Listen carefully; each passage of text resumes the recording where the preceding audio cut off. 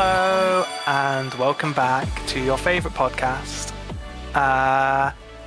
Oh gosh, it's a really tiny pod today, guys. It's just me and Anna. Yeah. It's just me. Yeah. It's just us two. Yeah. We're 2 days late. Yeah, we're 2 days late on the recording. Just because like stuff came up, people weren't well. I wasn't around on like the Sunday, the usual recording day. And it was going to be me, Anna, and Lachlan, but Lachlan seems to be asleep. So, I mean, it's not like we're not used to it, but no, Lachlan actually missed the very first recording because she was asleep. So it all comes around in the end. So yeah, we're back. Probably going to be a bit of a shorter episode and way more casual, just chit chatty because it's just it's just two of us. So yeah, let's just check topics. I feel a little underprepared, but that's okay. That's okay. We're just two people today, so no need to be super prepared. Sure. Yeah. Okay. Let's start by talking about Sneaky. Okay, so to preface this, if you are not aware of the professional League of Legends player Sneaky, you should go check them out on Twitter. He's doing some real shit right now. He's really good. I love him. Yeah. So like a month ago, maybe more like 2 months ago. I'm not 100% sure. I'm not sure. Like somewhere in between, I think. Yeah, and this guy is like legit. He's played for a very long time for one of the best American teams, and just been a really consistent member for them. He's old school League of Legends pro, like season 3 onwards, pretty much. And very recently, he dropped a crossplay of. Oh god, it was Elementalist Lux. It's the dark, relatively scantily dressed version. And this guy is just too OP. Like, it's just not fair. It's no joke. It's not fair. Yeah, I think it's fair to say, Anna, that neither me or you on Twitter are in League of Legends circles. Not at all. No, I'm in esports circles, so like I get some of it. And I didn't get any of it through esports circles. It all came through trans circles. But my timeline was just covered in Sneaky for like the whole day. Like when he did that, it was great.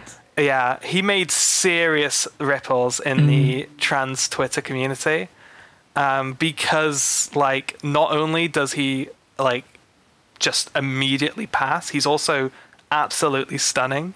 Yeah, it's actually unfair. He has ridiculously good legs. Can I say that? He has ridiculously good legs. I'm very jealous. I mean, it's just shoulders, legs, just everything. It's just face though. That's the real thing. Like, yeah. Because like he always was kind of like very baby faced, and like kind of. I mean, I don't want to be rude to him. I mean, no, I'm allowed to because he's just so hot. Like. He just kind of like he looked like a bit of like a baby face, very unassuming. I wouldn't particularly say he's like a really attractive dude. Like when he's like had a bit of facial hair and stuff, he really wasn't pulling it off. Anyway, so he made like a huge splash with this cross-dressing cosplay, and it went on to do a few more, including a pizza delivery Civer cosplay that I'm still not over. Like, did you see? You saw that one as well, right? Yeah, that one is just that because that one is like the least cosplay of the ones he's done. It's something that you could kind of see somebody wearing. Yeah, it's just a casual girl. That's it. Kind of, yeah. And it's again just. I mean, not only does he pass. He would be like a 9 or a 10 in most guys' books. Well, I say guys, obviously. Anyone who's interested in girls. It's just like stunningly beautiful. Yeah. And last week he dropped his third crossplay, which is some Soraka skins. It's something I wasn't like super into. Yeah, I didn't like it quite as much either. I felt like it didn't quite fit him as much as the previous ones. But the news here, it's still amazing. And the news here is that he is now launching a Patreon for his crossplays. I'm actually going to go back to it. Also, I think if you're going to Anime Central, you can go meet him there. Oh yeah, I think he'll be in full cosplay as well. From what I've heard, I think he'll be in full cosplay there as well. Yeah. So he hasn't published the amount of money he's making, but he does have 144 patrons already. And I imagine there'll be a lot of people going for the $10 option, $10 or more. So just like baseline, this topic is us being thirsty for this dude, and thirsty and jealous. It's more jealous than thirsty for me, but it's really. Like, but there's stuff we can talk about here. Even just more stuff and jealousy. I'm really happy about it because, it's always been a bit of a thing to do that in League. I mean, have you ever heard of Box? Yeah, I would say he's kind of like the only other person who's really making a name doing it. Yeah, I mean, and Sneaky's already blown him out of the water. Like, no one can see Box anymore. Yeah, I mean, Box was always kind of popular for it, and I think there was no one really else that was big that's doing it. But the idea of cosplaying a Fiora champion was a thing that was a thing before that. Yeah, a couple of guys I think did it before, but they all just didn't pull it off at all. Didn't really do anything for it. Most of them wouldn't even shave or anything. Just sure. So which is okay. You can totally not shave if you're doing crossplay. But in terms of the thing that really stands out to us about Sneaky is the fact that the level to which he passes is kind of significant for stuff we're going to get into in a minute. Yeah, I was just really blown out of the water by how much. I was just really surprised, I guess, by how much he put into it, because I wasn't really surprised. I wasn't really expecting. It was a Patreon, a subscriber tier, I think of his, and I'd heard of it before, but I wasn't really expecting him to put as much effort into it as he did. Yeah, and it also to be something that he is committing to. As well. And that's just something I'm really, really happy about. Yeah, I mean, absolutely. I'm also just really happy about it, just because it kind of de-bros the esports scene just a little bit in a way that I'm totally here for, and that's what I want to get into next. So I think there's two major talking points here: the effect that this is having on the esports community, and also maybe looking into it from a more of a trans perspective. But first, the reactions, that was one of the things, one of the first things I did, after he dropped that first crossplay, was just go through the replies, just just read hundreds of the replies, because so many people, so many professional League of Legends players, so many commentators, Riot employees, famous cosplayers, just so many people saw this and replied to it. And I'd say relatively overwhelmingly, the response was definitely positive. It was definitely positive, yeah. There was a bunch of people that were being creepy about it in the way of I'll hit that, I guess. There was a lot of those kind of responses, but it's just a lot of there was no negativity in it, I think. Yeah, and I think so that's definitely. I saw kind of four main responses, four main groups of response. Two from the esports scene, one from cosplayers, and one from the trans scene. The esports scene, it was the reactions from the esports scene was mostly split between absolute madman, absolute legend, just really kind of very male, very lads kind of bantery. It's oh wow, I can't believe you did that. You must have huge balls, stuff like that. And then the other thing just being the creepy side. Yeah, I've just been yo, if it was a dark room, there's lots of that. The cosplayers, including Jessica Negri, by the way, I saw Jessica Negri way down in the replies, just being. But basically, I saw a lot of cosplayers being super thirsty, in probably a far more wholesome way. Yes. Like the Jessica Negri was asking for like, yo, where's the Patreon exclusive Polaroids, and like a bunch of the first emojis. And then the trans response was, of course, just like goals/jealous. Yeah. Yeah. Like unfair. What? Please nerf. You know. So I think the thing is with it being such a positive response is this is the esports team reacting to what they assume is a cisgendered dude having a bit of fun. Mm-hmm. I think that overwhelming positive response would change an awful lot if Sneaky came out as anything. You know what I mean? I wonder. I think. Yeah. I think. I think It that at the was. start it would not actually change at all right now. Like if he came out now, I don't think it. At least like if we're talking about like big personalities, like we're talking big personalities here. Are we talking like random dude on Twitter? I think big personalities would probably temper their responses. Obviously, esports players are notorious for just saying stupid shit. Yeah. So there would probably be one or two esports personalities who would say something just really bigoted.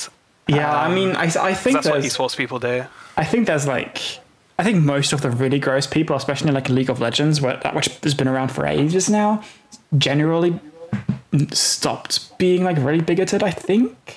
Yeah, this is Riot. From what Like, I've cracks seen. down on them. Riot cracks down on them super hard. Like there was a, like for me the story that always sticks out is when I want to say it was Worlds in Korea. Sven Skeren, a jungler for a huge Western team. I want to say TSM, but I'm not sure if it was. I think it was. Sven Skeren he was on. I think TSM. I'm pretty sure TSM. I think it was pre-TSM. I think it was when he was playing for a European team. Still, yeah. Oh, okay. Changed his name. I think it might have been like it was in Taiwan. Yeah, he changed his in-game name to Taipei Chingchong. Okay. And he didn't play a single game for the rest of the tournament. Like Riot put him straight into the fucking bin for that, and his team just bombed out. I think I want to say he was playing for SK Gaming. Was SK still around then in 2016? Oh yeah. Like that was like the Freddy lineup. I want to say that was it. Okay. But it's years ago now, so it's been ages. What it used to be. I don't know anymore. I think it was after that Sven went over to America. I hadn't heard of that story actually. I didn't know it. Because I want to say he was playing for a team that I was wanting to cheer for, and like he just gets completely fucking taken out of the group stages. Like he just can't play in any of the games, and of course they just crash out. I think Gilius filled in for him, if I remember. So yeah, Riot will bring the hammer down. Yeah, I feel like from what I've seen at least, that might be like a big part of that. From what I've seen, like generally, professional league stuff stays relatively professional, which I'm really happy about, honestly. Like relatively, I mean, relatively is a very important word when dealing with esports. It's like there's still like a good bunch of bad stuff happening in league esports, but it's fine, somewhat. But going back to Sneaky and like I think things are already starting to turn for him because he recently did a feature with ESPN. And ESPN has like been in gaming for a while now. But it was him playing with one of their hosts in the Lux cosplay, and there was a significant amount of negativity in the comments for that feature. Oh yeah, signitigant. I saw the feature. But I want to say the like ratio was. I mean, I'll Google it now. I'll look into it now. I want to say it was 25% likes, 75% dislikes. Are you serious? What? Wait, how many likes and dislikes was it? Was it like 4-1 or something, or was it actually like? Let me check. A lot. Okay, yeah. So, Cloud9 Sneaky shows off passion for cosplay, esports, ESPN on the main channel. 2.9 million subscribers. This was May 3rd, so it was 5 days ago. 8,300 views, 125 upvotes, 349 downvotes. Are you serious? What? Yeah, it's about a 3/4 dislike ratio. Oh, God. And I can link you the comments if you want, but I'm telling you right now, you don't want to read them. Yeah. Yeah, lots of the T word in the comments. Oh, God. Yeah. And that's the thing. Like, I think we're already starting to see the larger community turn, because it's no longer just this like, wow, what a legend! I can't believe you pulled that out. Like, you know, it's not this one-off thing for him. It's starting to turn into a bit of a lifestyle, and like, I think the thing that me and a few other people noticed is like his girlfriend posting pictures of them both in femme and using the word lesbians. I mean, to be fair, I think that is more could be joking. Yeah, I wouldn't. I feel like reading into that might not be the best thing. You're right, and I'm not here to. I'm not here to make any claims. Yeah, I'm not here to make any claims. You know, I'm only commenting on what has been said. I'm not here to, you know, put Sneaky into a box. I'm not here to like call him an egg or anything like that. You know, he's completely free to be whoever he wants to be. But the thing is I feel like what I can say is that, you know, he's planning on doing this Patreon. He is clearly enjoying this and enjoying this like whole like new lifestyle he's kind of found. And there's definitely going to be a shift, I think, in perspective from the like one-off, like, wow, what a legend, you know, to this is something this guy does frequently. And, you know, I mean, let's put it this way. What if he turns up on stage an event in... I mean, he's not actually allowed to. He's not allowed to do that. But, yeah, I agree. It would probably be a really shitty response. I'm a bit scared of that, to be honest. Yeah, because like that's like he's heading towards a lifestyle, and people disagree with lifestyles, like one-offs. Yeah, but so I am a little worried about the response going forward. I really hope he just keeps his head up and just keeps doing whatever he wants to do. That's what we're all about. That's what we're all fighting for, is being able to lead the life we want to lead. Yeah. And if he ever does come out, obviously the trans community is ready and waiting. I mean, there's tons of cross-dressers in and around the trans community. Like, absolutely. It's not just trans people. There are cis people in like gender non-conforming people around the trans community as well. So yeah, I mean, I would already call this like a pretty big step in terms of like gender non-conforming stuff. Like seeing someone this big do this kind of thing, starting to do it frequently as well, is a really, really big step for especially gender non-conforming people in gaming, because you don't really have that much. Well, I don't know. I think crossplay has been a thing for a long time. Well, yeah, but it's never been like a thing it's never really been a thing on this like level. No, that's for sure. Yeah, I mean, I guess you have people. I mean, you have typically like queer people, obviously, in mainstream media, like people like Eddie Izzard, who will show up to like press interviews in full makeup with painted nails and just be like flamboyant as all living hell. Like you've had people like this for a while, you know, people like cross-dressers and gender non-conforming people like around the music scene, around acting and whatnot. Yeah, absolutely. But like in terms of like nerd culture, this is definitely I would say Sneaky's a pioneer. I mean, nerd culture generally tends to take itself way too seriously. True. In a weird way. So like seeing this kind of thing is really, really cool. I'm really, really happy about it. And I hope he keeps at it, and I hope he has fun doing it consistently. I hope the response doesn't get too bad. I mean, honestly, if I'm being perfectly honest, I think it will. Like, if we just look, like, 2 weeks ago, BattleTech came out, and there was a huge uproar because they have, there's just, in the character creator, there was an option for non-binary pronouns. Like, you could make a character that is referred to as they, and the usual suspects, exactly who they are, just blew up. Like, it was a huge deal. I mean, yeah. I think for Sneaky, it's going to be a response that's going to come from circles that he doesn't really say a lot. If he checks like videos and stuff, that's when he'll see it. But I think like a lot of his follower base and whatnot are really into it and are really liking it. We'll see. Like, you have to keep in mind that he's been like, before anything else, he is a professional League of Legends player. Like, that is his following. And I think we should both be very aware about how toxic the League of Legends community is, or can be, I should say, can be. I really just would not give that following any benefit of the doubt. I guess I'm just keeping my hope up. I guess I really hope that it's gonna. Yeah, well, you're an optimist, and I am a pessimist. That is one that goes without saying. It's going as usual. Yeah, pretty much.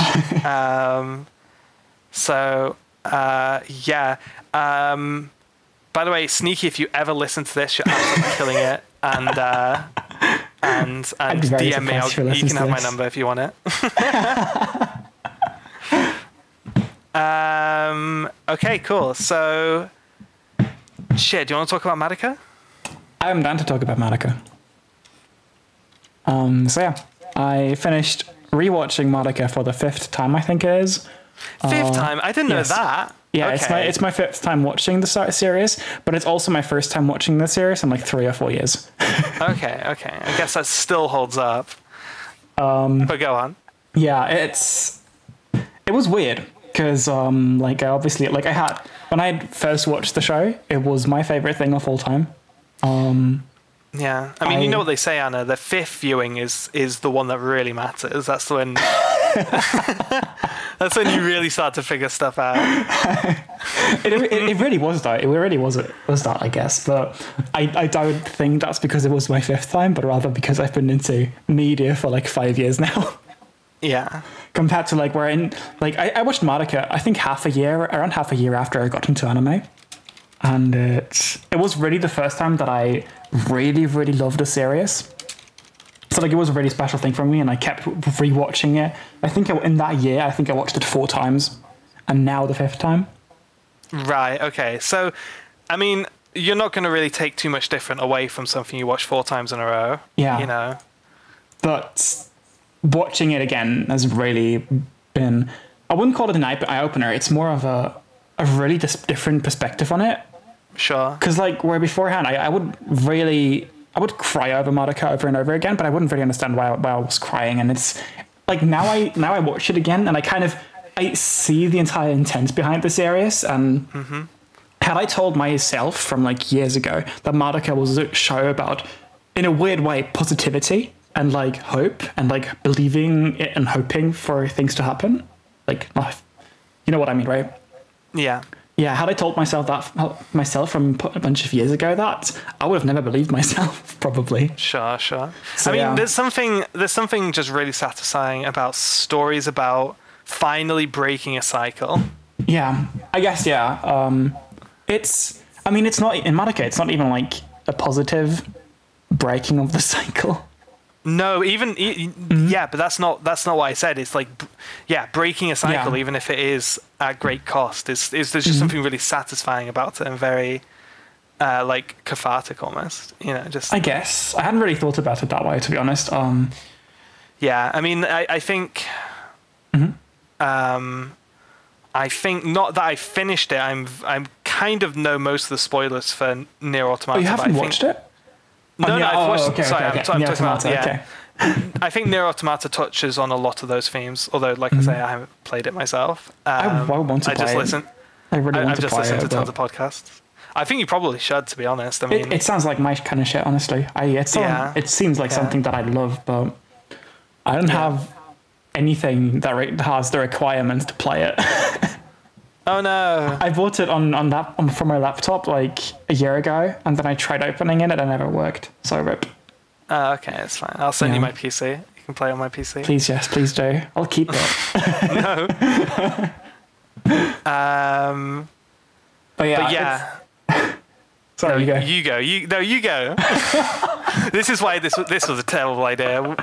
We need another person else. We could literally just do that for 2 minutes straight. But go on. Okay, I was just gonna say that it's a really weird thing to rewatch old favorites for me, because the reason that I didn't rewatch Madoka for so long was that I was really scared I wouldn't like it as much anymore. Which in retrospect sounds really dumb. No, I totally get that. That is something that totally was on my mind, and I was really scared of It's the reason I haven't rewatched Cross Hand, even though I've had it on my PC for 2 years. But yeah, I was really scared that that the love I felt for it wouldn't really be there. And in a way, that's true. But that was true all along. And it's just a different kind of love. It's less of a personal connection these days. It's more of a really, really strong appreciation of the show. Yeah. Yeah. It's me and Madoka. I mean, you have been talking about Madoka. This is I'd say this is the third time before recording you've asked me, can I talk about Madoka? But this time you actually said, oh, but I finished it this time. So I was like, okay, in that case, yes, talk about it. Yeah, it's really interesting. I mean, it's a really good show. Yeah, I actually have it on Blu-ray. I have it on DVD. I watched it on DVD. I wish I had it on Blu-ray because it looks really good on Blu-ray. But I probably should rewatch it. The thing is that I don't think I'll like it too much on a rewatch. Although it's never really been one of my all-time favorite series, so it might go up. I don't know. I don't think it would. It's really weird to watch it nowadays because these kinds of really edgy magical girl shows and whatnot are pretty common these days. Yeah, it is true. So Madoka is not as much of an outlier as it used to be. It's still a really, really well pulled off series though. Sure. Yeah, I mean, for me, I wonder, because the thing for me was that this time was my first time my first time in a while, but my first time since a bunch of rewatches, that I really took note of more stuff concerning Homura and Madoka. Sure. By which I don't mean the lesbian parts, I mean more as characters. Because Homura was always my least favorite character in the series. I didn't really like her a whole lot. What? But, yeah, I know, right? But rewatching kind of made me really. But she's so edgy. She's so edgy and cool. She's like girl Sasuke. That's a good point, actually. But yeah, it's whenever she breaks character, it really hurts, and it's good. Yeah. Yeah, before that, it was just mainly Kyoko and Sayaka for me, because, God, they're important. I love them. Yeah. God, it's been so long since I watched that series. You should really rewatch it. We can talk about it again if you rewatch it. No, we're not going to talk about Madoka again. You say this as if we had talked about Madoka 4 times already on the podcast. We haven't. We've talked about it once on the podcast, and you've brought it up several. Yeah, we talked about the fan fiction. Oh yes, you're right. Oh, that's actually another thing because I'm still reading that. Is it good still? It's still really good. You totally should read it. You should rewatch Madoka and then read To the Stars. I'm gonna do maybe one of those things. Okay, it's because there's a lot of things that kind of ties into the fan fiction. You don't need to know them to they get explained again in a weird way in the fan fiction itself. But seeing him in the series, oh holy shit, this was Into the Stars, and that's a really weird dynamic considering it's fan fiction. I was rewatching the original. But yeah, it was a really interesting experience. Yeah, I mean, I kind of had a similar thing rewatching Kill la Kill. Kill la Kill was very near the edge of my top 10 anime, very near the edge, and I'd only ever seen it the once when it was airing, and rewatching it just bumped it straight up to basically at this point I would call it a shared number 1 spot with Scum's Wish. Okay. Yeah. What would you say is that? Is it just that marathoning it maybe is better or something? I think it's just like the place I'm at now. Mm-hmm. I just appreciated it more. I don't know. Oh, okay. Yeah, it's very like I don't know. Lachlan's up, by the way. Should we do you think it's too late to bring Lachlan into the recording? I mean, we could try, but I have a feeling it'll turn really messy. It could be.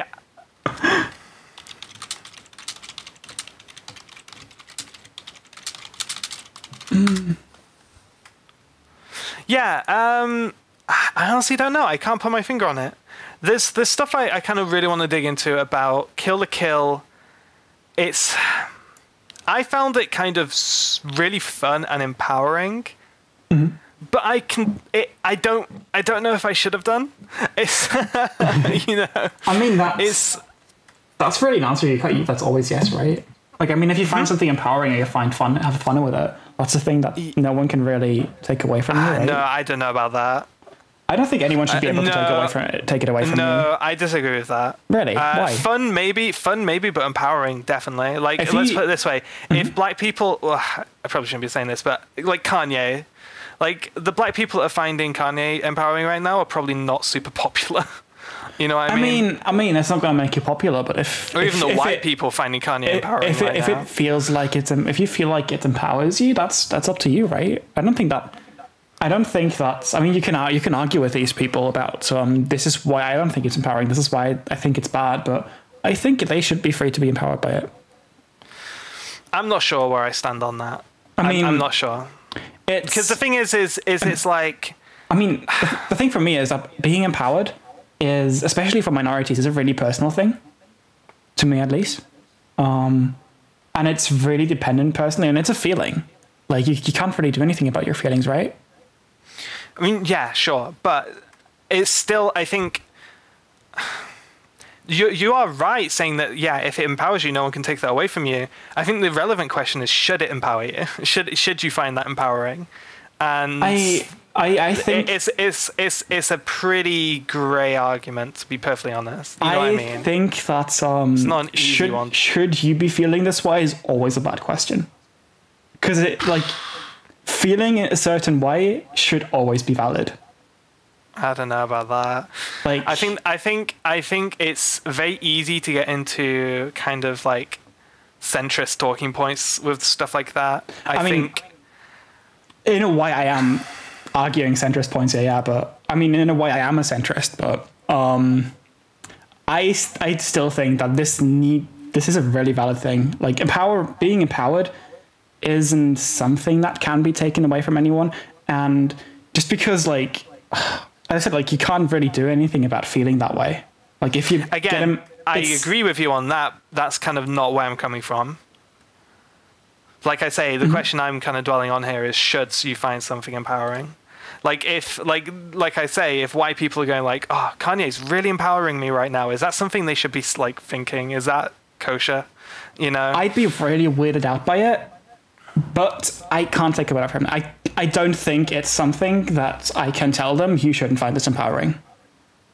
Yeah, again, this is where we're splitting. Yeah. This is where our paths diverge. I mean, I imagine this might not be the most popular point that I'm making, but like, this is the kind of thing where I think it's really that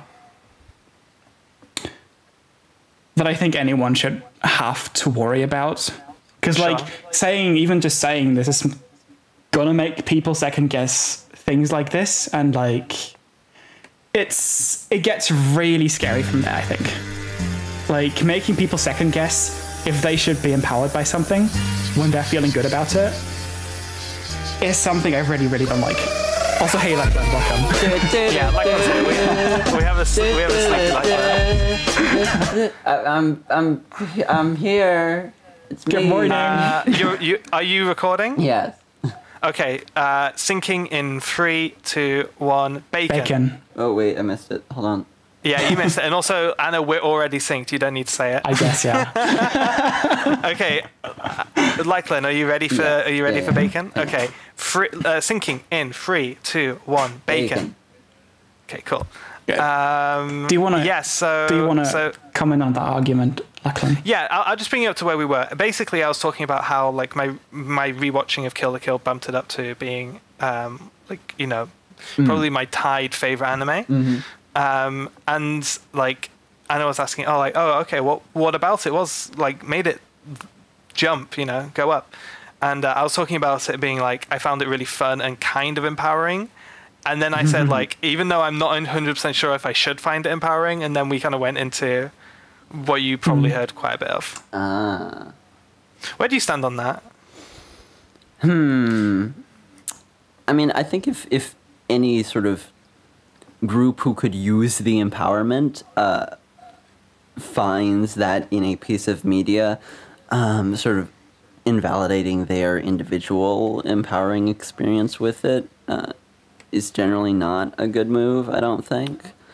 The example I brought up was Kanye.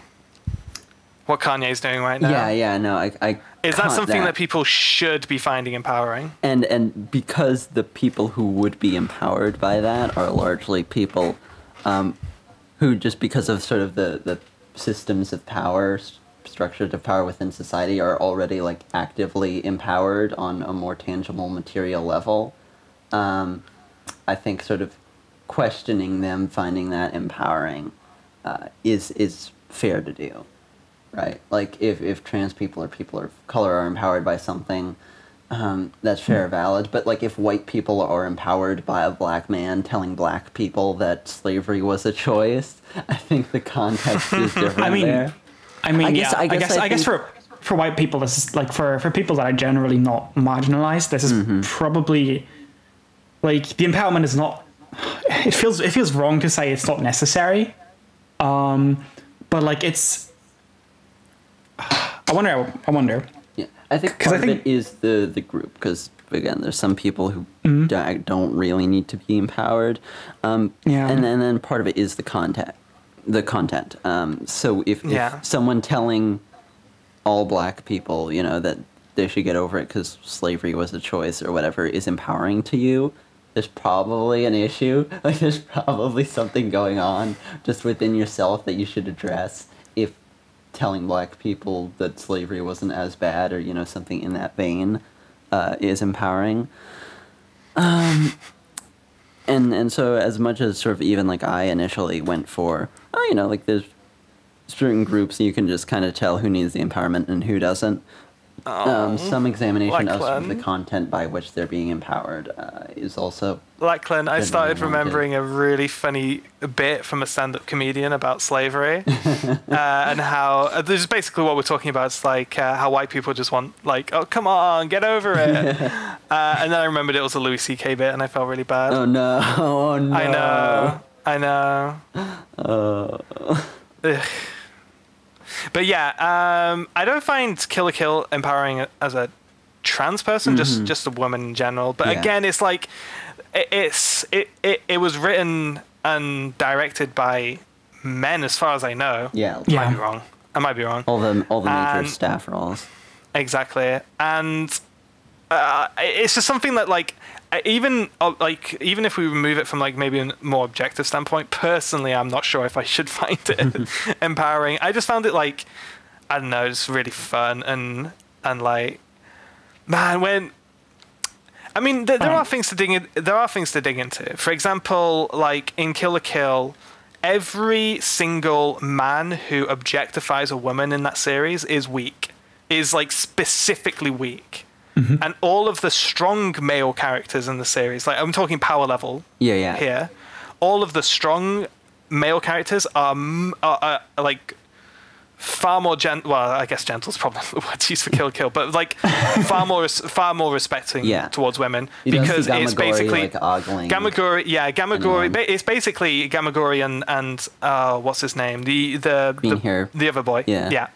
Who both just like have undying loyalty to their leader, who is a woman, and the fact that she's a woman like kind of gets brought up while she is taming these men, but otherwise is not mentioned at all. And like there's other male characters like the butler, for example, again serving Satsuki, the sewing club president, again serving Satsuki, even like the militia dude, who is like super powerful early on, just completely wrecks Ryuko, only sees her as like a worthy foe, and when the teacher is being like just a creep, he just has no time for it. Yeah. You know, so there's like this direct line between like relevance and strength and respect towards women. Turns out drinking some of that respect women juice gives you makes you real superpowers. buff. Makes you real buff. Yeah. Yeah. Yeah, and of course, like, sorry. Oh, go on. No. We did it again. I know. But yeah, I think that there's like no worries about that at all. That sounds super empowering. I mean, kind of. Sasuke is just so cool, though. I love her so much. And like the whole story of like mother and daughter, just like daughters rebelling against their mother, or like, you know, the younger generation rebelling against the older generation. I just fucking love it. Fucking love it. Even though like how much you love this series and sort of this neat angle from which you love it. Yeah. I mean, like, this is totally a sort of a form of empowerment from media that I think is entirely valid. Yeah. I mean, there definitely are problematic things in Kill la Kill. I think even though I do love Regio as a villain, she is kind of problematic. She's very like she's portrayed as very manipulative. You know, and also there's the scene where she's straight up just like diddling her daughter in a bathtub, which is pretty not okay. But yeah, it's good. Kill la Kill is good. And here's the thing with Kill la Kill, like, if people don't like it, if people find it objectifying and gross, totally fine with that. Like, it's not, I feel like it really isn't my place to say that reading is wrong, you know? Yeah, no, and I think sort of this openness to various people's various experiences with a given piece of media is a big part of this, because I think certain people just need, for their own empowerment, to hear some specific point made or some message conveyed that assuages some concern or insecurity or doubt that they had. Yeah, I mean, and the media that will do that for them can come in various shapes and sizes. Yeah.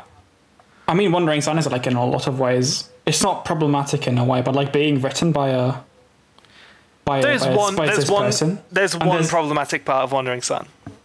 That is problematic in a way, but also really validating at the same time. I think I know exactly what you're talking about. Wait, are you sure it's validating the fact that all three characters that question their gender end up settling as a woman? We've talked about this before, and to me, Takatsuki is less. My reading of Takatsuki is less of that being a woman, but more of that being like non-binary, of gender being a fluid thing. Still should not have been the only trans mask representation. Oh yes, that's why I say it's problematic. But to me personally, being non-binary and like somewhere in between is, to me, Takatsuki as a character was really validating. I guess that's fair. Yeah. No, and that's sort of the interesting thing, right? Especially in these more sort of niche experiences in terms of their presence in media. Sometimes your validating representation sort of comes at the expense of someone else's. Yeah, I mean, I feel bad for this because don't feel bad for this in that way, but like there is it's obviously problematic. I really wish it would have worked out differently, but to me as a reader, as a non-binary person, that was a really important thing for me when I first read it. Yeah, and I read this. There was a way for everyone to have their cake, though. There was a way. Absolutely. I agree. It was it was for the other trans femme character to end up more non-binary. Yeah, I agree, but it was still, for me, when I read it, and this was really early in my trans journey, this was a really, really, really important thing. So it's just. We should probably try and hold back from too much Wandering Sun discussion now. Yeah, we'll talk about it eventually. we will end up doing it for like. Yeah. We lifted up I imagine that would be our 1 year book club. There. Yeah, I think our 1 year book club, it would be perfect for that. Yeah, it'll also be really, really helpful to have Ferris on that, I think. Yeah. Yeah. Hey, seeing as we have Lachlan, let's talk about This Is America. Yes. Anna, have you seen the video? I've seen a bit of it. Don't catch you slipping now. Okay, no, I said let's talk about it. It's not karaoke. I just want to say very smugly that I have stand for Donald Glover and Childish Gambino since pretty much Community and because the internet. So I'm just going to be smug and say that now. I will say that I was already... Was I? I'm pretty sure, because I saw it in my sub box. Yeah, I was already subscribed to the Childish Gambino YouTube channel. Yeah. Because I'm subscribed to literally every YouTube channel on the site. Help me. That doesn't surprise me, considering how the way I've seen you use Twitter, that doesn't surprise me in the slightest. I guess there's not a vast amount we can say about the video, just because... Yeah, I don't think it's a relatively necessarily short. Yeah. So much has been said, and exactly. But it's good. It's very topical. It's a good video. Yeah, it's really good. It's really, really good, and it's just like the more I see Donald Glover picking up momentum, the happier I get, because I do, and I have for a while now, believe he's like one of the most talented people on the planet, and you just can't stop him. You just cannot. And yeah, like there is always, especially, it's just so funny that this is happening at the same time as the Kanye shit, because that's the kind of thing I always fear from the people like I'm really into, like the musicians I'm really into, the artists I'm really into, of just like at some point they're going to plateau or peak. You know, and I'm just like, I just hope it's like, okay, please have like one more good album left, have one more good, you know, one more good book, one more good season. Yeah. And it looks like Childish Gambino's got a few left. Well, he's doing one more album, right? And then he's out of music, I think. Yeah, what he'd said previously is that, you know, after the release of his previous album, that he was going to be stepping away from the Childish Gambino, you know, whole name and persona and what have you. You can still put out music as Donald Glover, though. That'd be pretty cool. Yeah.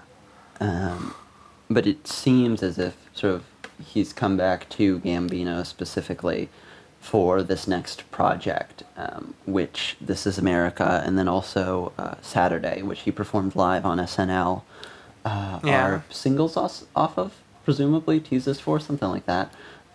So I'm very hyped for that new record. Yeah, me too.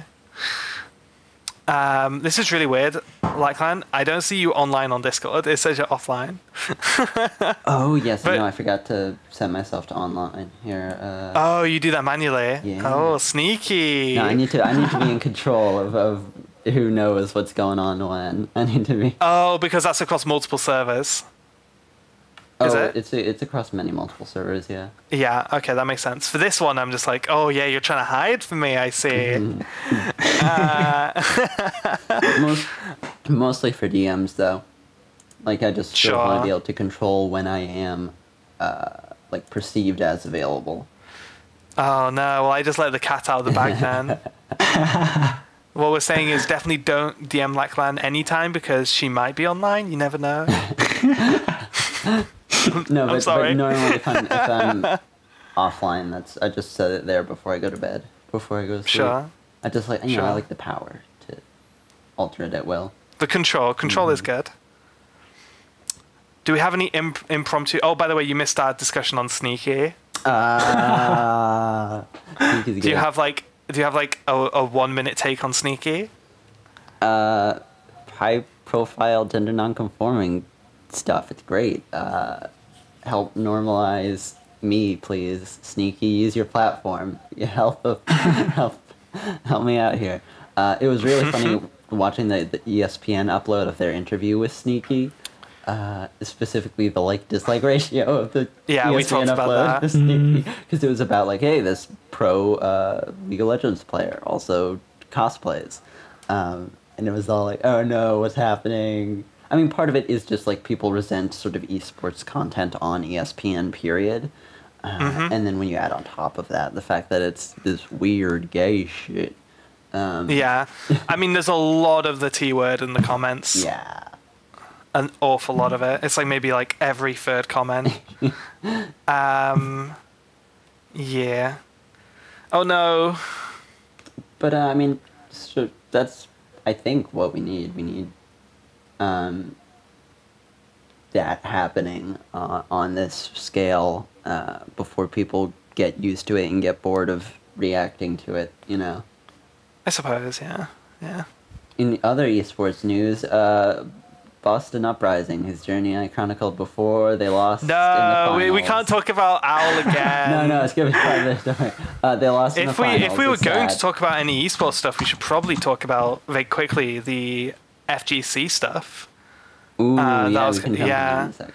Just like the I don't know how New much England I want to say. The Boston Uprising, the New England team, went undefeated all the way up to the final match and then lost in the finals. It's a tragic fate. Ouch. But sucks. also, the New York XL is definitely the actual best team in the league, and it was a pretty overmatched competition, them against Boston. The talent level was definitely in their favor. Boston's so insanely disciplined that they can beat technically more skilled opponents a lot of the time, but not today. Okay, FGC talk now. I don't want to talk about this too much just because I haven't looked into it enough. I'll just say the stuff that I saw, which is specifically regarding Richard Lewis referring to Echo Fox, Sonic Fox, which is just I hate the redundancy. I think that makes it, actually. I think that's perfect. It would not surprise me, considering what he is about, that if he chose the organization Echo Fox specifically, because he's pretty much the best Western player in the scene who could play for any organization.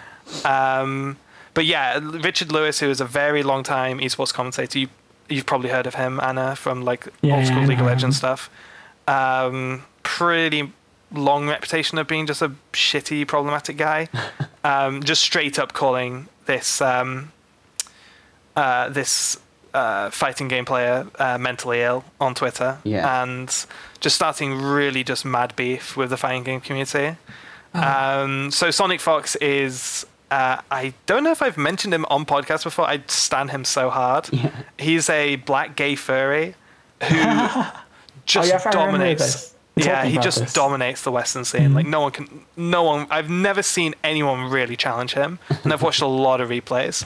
The only person who does challenge him is the best Japanese player, and they're that's the rivalry in Dragon Ball FighterZ right now, is Goichi versus Sonic Fox, and they're always so good to watch because neither of them make mistakes pretty much at all. Technical mistakes. It's just outsmart. It's purely just the highest level of outwitting each other. Richard Lewis was calling him mentally ill for being a furry, and just generally really agitating the fighting game community as a whole.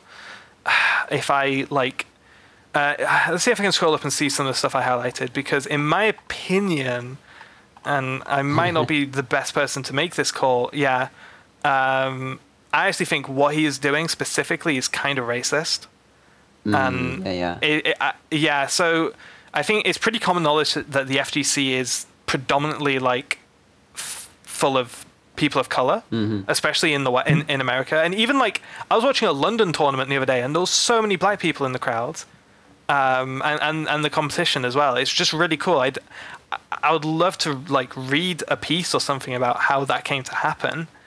I have to imagine it maybe started from arcades, but I don't know. But yeah, so more than any other esports scene, the fighting game community is really just contains a lot of people of color, and Richard Lewis starting this, and there's lots of other people as well. I saw Monte Cristo chipping in just pretty old school, like the usual suspects when it comes to problematic stuff in esports. Like also being critical of the fighting game community, sort of along the lines of what Richard Lewis? Ooh, yeah. Wait, is Monte Cristo considered a problematic personality?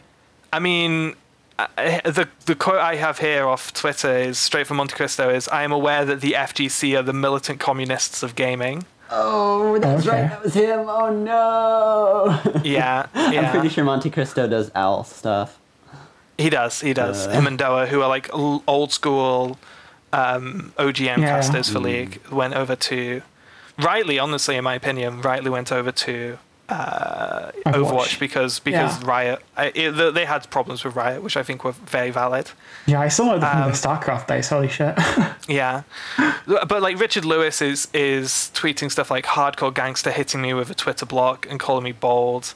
What you wearing your dad's shirt for, blood? Just using like pretty typical referring racist to language. Black people derogatively. Yeah, pretty much. With gangster thug style language. Yeah, like basically throwing their language back at them. He retweeted a tweet saying, "White men are pussies, talk hella shit, but run and try and report someone for being ready to hurt you for your reckless ass mouth." Which, I mean, to me, it just looks like a bunch of esports, like commentators, journalists, whatnot, getting out of their depth. They're used to the very white discourse and drama in like, you know, Counter-Strike or League of Legends, and just not being used to the, you know, the way that people of color are going to reply to people who start fights, you know. Yeah. And using pretty racist terms and just, yeah. I just think it's just a really insensitive approach to take to what is pretty much a minority community. Mm-hmm. No, for sure. So I'm it certainly sounds like it. Yeah, I'm just highlighting it because I think it's really shitty behavior. This is a call-out segment. You heard it, Richard Lewis. Yeah, although I guess maybe the Trans Culture Club is the militant communists of podcasts. You can catch these words of strong disappointment and rebuke. Yeah. But I'm just annoyed because Sonic Fox is incredibly precious. Like, he won a tournament, and the caster asked him, like, what's the secret? And he said, you just got to be gay. I love him so much. He's really good, yes. Yeah. And he just goes up younger than me. He goes up on stage in the fursuit and just wrecks everyone. Like, you know, I don't understand, like, the furry thing, like, at all, but I do understand people calling you mentally ill for trying to live your life. Yeah. Yeah. You know, that is something I'm very familiar with. So, yeah, that's all the airtime I'm willing to give that, to be perfectly honest. Solidarity. We should probably call it here, to be honest. We were aiming to do a much shorter podcast this week, Lachlan, just because it was going to be the two of us. Unless you have a topic you want to talk about in the next, like, for another 10, 15 minutes? No, I don't think so. Hello, my loyal viewers. I would do anything for you except wake up on time for a podcast recording. So today, I was an hour late. I'm blaming Syria for that. But you know, I made it. I'd never leave you without some sweet pedantic romantic #content. Link to the Patreon below. If we hit the goal on Lachlan's Patreon, then Lachlan will be on time for every podcast. Yeah. That's funny.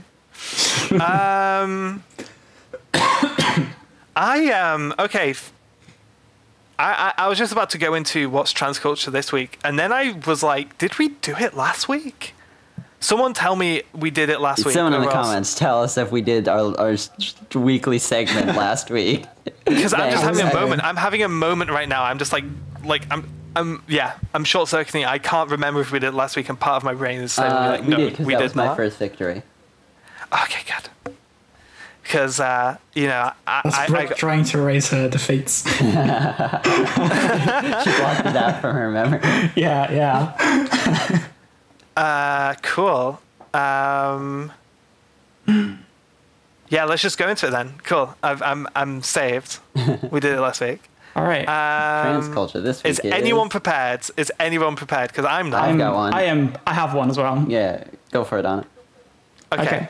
Trans culture this week is being a militant communist on Twitter. Ooh, that's powerful. That's powerful.